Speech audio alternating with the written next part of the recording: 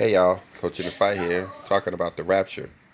Now, not normally in a way that I talk about the rapture, that elevation of our spirits that we call the Great Awakening, the original definition of the word rapture that we hear about.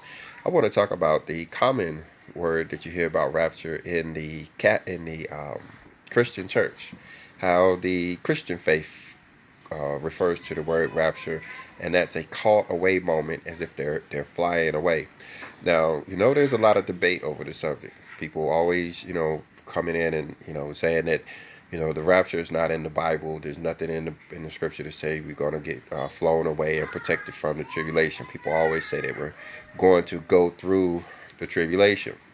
Well, actually, I want to show you where it's written in the scripture that says that people are actually going to get flown away and protected from the tribulation. All right. So with that, we're going to jump over to Revelation chapter 12. Folk like chapter 12. Now, of course, it starts off with the Revelation 12 sign in the sky that occurred back there in about 2017. This was signaling the caught away moment. If you remember, in 2016, you could find videos that people have put up referring to this date years and years before it actually occurred, where they were referring to it as the rapture. A lot of people had packed their bags, literally quit their jobs and packed their bags before the fall of 2017, expecting to not be here after this rapture event had taken place, after this called away moment had taken place. They had said goodbye to their families. They had, got rid of their pets and animals because they didn't think they was going to be flown away with them. There was a lot of life changes that went on in 2017, very similar to what went on back there in 1844 with the Great Disappointment. You guys should look that up. It was a very similar event where people were expecting one thing to happen, and it kind of didn't go the way they thought it was going to happen. And that's what happened in 2017. Let's scroll down here. Let me show you what I'm talking about. Okay, it starts off at verse 1. Like I said, the great signal, that Revelation 12 sign in the sky, that only happens like, once in all of humanity. That thing never appears again. It'll never appear yet. It hasn't appeared but maybe once before, probably never before, and it'll never appear again. But let me come down here and let me show you this part down here. You see right at verse 6, it says, "And the woman fled into the wilderness, where she has a place prepared of God, that they should feed her there 1,260 days." Now, that's not exactly the verse that I wanted to bring out, but notice how it's talking about this woman here. This woman that they're referring to is the bride of Christ. We refer to her as the church, or we refer to the church as the bride of Christ. Um, and there's a lot of people who recognize themselves as the bride. But look right here in verse 14, I believe this is the one. It says, "And to the woman were given two wings of a great eagle, that she might fly into the wilderness, into her place where she is nourished for a time and times and half a time from the face of the serpent." This right here is the great escape that people are waiting for. It is ongoing right now. There are just time and half a time. There's some debate on how long that period lasts. Is it going to last for 3.5 years, or does it last for 12 years and 3 months? Either way, this called away time, this great escape, is still going on. There's still people now who are being shielded from the serpent of the beast. You see right there where it says from the face of the serpent. This is the protection. You know, there's a few people still left that want to say or want to believe that they're going to fly away off the planet. They're going to be gone somewhere else, and that's based on ancient. I ain't gonna say ancient. It was about in 1700s or the 1800s that a guy named Darby and a couple other people kind of made up that scenario where they was actually going to be supernaturally removed from the planet, translated like Enoch or somebody. But when you're reading here in the book of Revelation in 12, that's not what the scripture talks about. And you hear people say that all the time, that the scripture never tells you that you're going to be supernaturally removed from the planet. Like when you come over here to the book of Proverbs, chapter 10 and verse 30, it says that the righteous shall never be removed.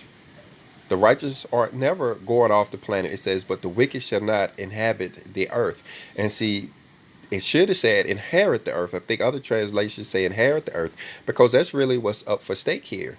After we go through this period of that we call the tribulation, and the world pretty much destroys itself, peace returns at the end of the apocalypse, and we get to the point where those who survive, just like Noah did back there in the days during the flood. That's why a lot of people refer to the days of Noah, where the world was corrupt, but Noah was taken off into an ark, and while the rest of the world was laughing and mocking at Noah for building that ark, and then even for getting into that ark, it was only after the doors had been closed and the rain started to fall and the water levels started to reach their necks that they actually started paying attention to what was reality and what was truly going on.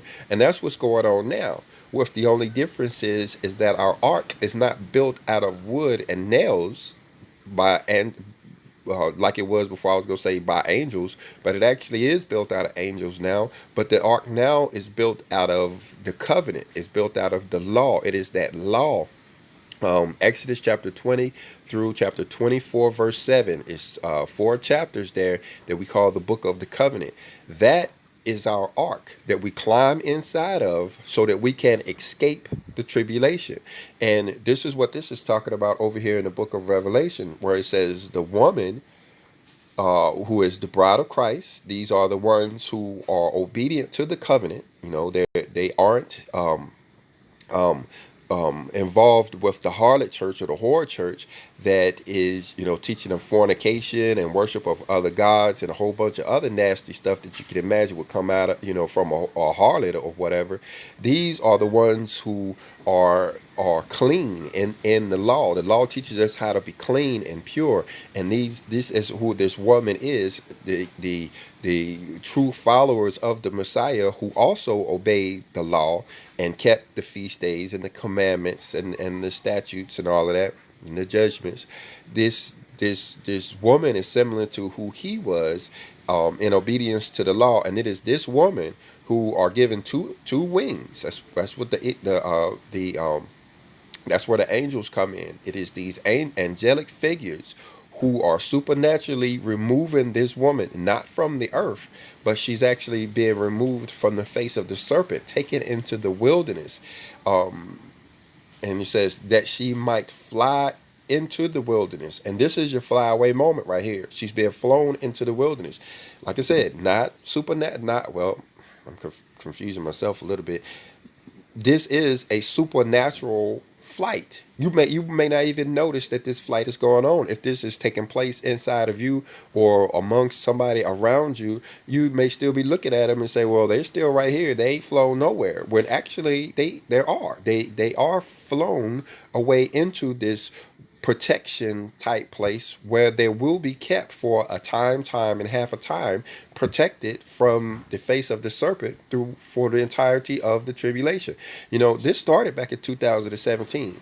And the thing about it, people who will say that, we're not in tribulation, the reason why they say that, guys, is because they were fully believing and are still taught that they were going to be removed before the tribulation ever started.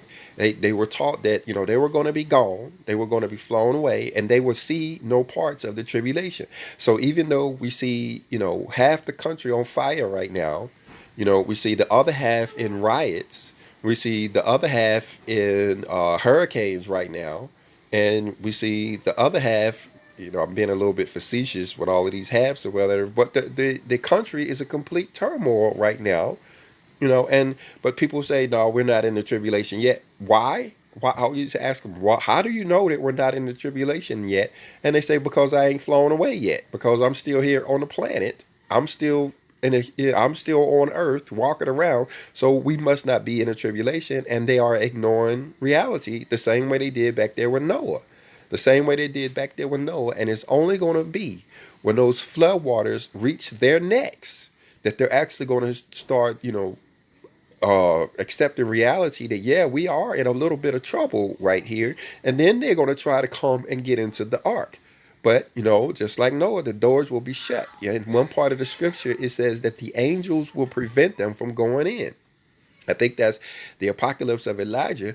The angels, just like back there in Noah, back there in Noah's time, the angels actually shut the door. It wasn't Noah that shut the door; the angels shut the door. So even if Noah had pity on those people and wanted to allow, people in the ark, they couldn't get in because the angels had locked the doors. Well, that day is coming too. We still have an opportunity to get in this ark. I'm gonna tell you how. For those who are sticking around, you want to know the truth. It is through the feast days. We get our sealing through the feast days, obedient to the holy days that you read about in Leviticus 23. So you have days like the memorial blowing of trumpets. You have days like Atonement Day and days like Tabernacles. And just like people, there's something back in the day when we all used to celebrate Christmas. Whenever we saw somebody that wasn't celebrating Christmas, first thing we would holler is they ain't a Christian. They ain't celebrating Christian. They ain't celebrating Christmas. They ain't a Christian. Well, there's some truth in that when you think about the pagan side of the Christian religion. That it does have two sides. The side that is obedient to the covenant, and then there's the pagan side that keep up with all of the pagan feasts or whatever. They still call themselves Christian too. Well, when back in the day we used to pick on them people, well, the same is true now. When you don't keep these feast days that are coming up, there's some going to tell you that you're not a believer. I don't know what word. I don't want to say Christian or whatever. I could say that because they're followers of Christ, but it should say disciples. Shouldn't the people not? They're going to say that you're not a disciple, and not just people, but the angels are going to say that you're not a disciple when you don't keep these feast days. So we really need to be paying attention to these feast days because you read over in Daniel chapter 9. Um, let's go over there right quick and look at that right quick. That a covenant building period had started here in the latter days. Let's see right here. I think it's the last. Yeah, it's Daniel chapter 9 verse 27 says that he, talking about the Messiah, shall confirm the covenant with many for 1 week. And this week-long covenant building period is coming to an end. It started back there with the tetrad, those four lunar the eclipses that fell on the feast days. They fell on Passover, then Tabernacles, then Passover, then Tabernacles. Those were the alert. That's what woke people up. That's what made a lot of people start paying attention and start building in this covenant. That was in 2014. It was the first time that people had started keeping the feast days for a long time. I know I can speak for myself. 2014 was the first time I had ever done the Feast of Tabernacles ever. I had never done it correctly ever. But that was 2014. And then if you start counting with me, 2014 was the first year, 2015 was the second year, 2016 was the third year, all the way up to where we're at now, where 2020 is the seventh year. We're in the last year of this covenant building period. And then after this covenant building period, let me jump you back over to Revelation. I'm covering more stuff than I actually wanted to. But, we're going to be obedient to the inspirations of the Father. When we look over here and that's why I look battery going dead. I'm having all kinds of issues today. But we look over here in Revelation chapter 7. We see that these people are sealed. It goes into the 12,000 of from each tribe of Israel that are sealed, and then it goes down and it talks about the multitude that no man can number, who are also sealed. These will also be people who are in the ark, ready to survive the tribulation. These are people that are keeping the feast. You read about that in chapter 7. And then when you get over into chapter 8, you see that we enter the seventh seal, and the trumpets start blowing. You see right there in verse 8, you got the trumpet sounding. That's the second angel sounded. So after this 7-year covenant building period, giving us all the chance to start keeping these feast days again, do these trumpets start blowing. Stuff starts coming out of the sky. What is the first one there? Let's see, where is the first? Right there, and the first angel sounded, and there followed hail, and fire mixed with blood. That's that Sodom and Gomorrah kind of stuff. But my point is that this starts after this covenant building period is over. So, if you haven't thought about keeping these feast days, you really need to start keeping these feast days.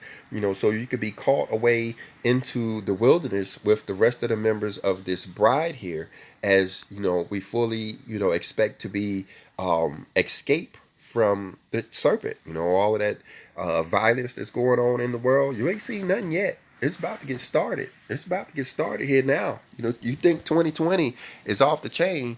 2021 is standing back like, I got next. This thing is going to get worse and worse and worse, guys. We're just at the beginning.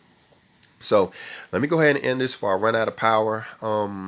If you got something out of it, hit the like button. If you didn't, hit the dislike button. If you got some comments, you know what I'm saying, put them down below. We can hash out some of this stuff. But this right here is what you're looking at when you think about flying away and being in that rapture moment. So I look forward to hearing from you guys. Peace and shalom.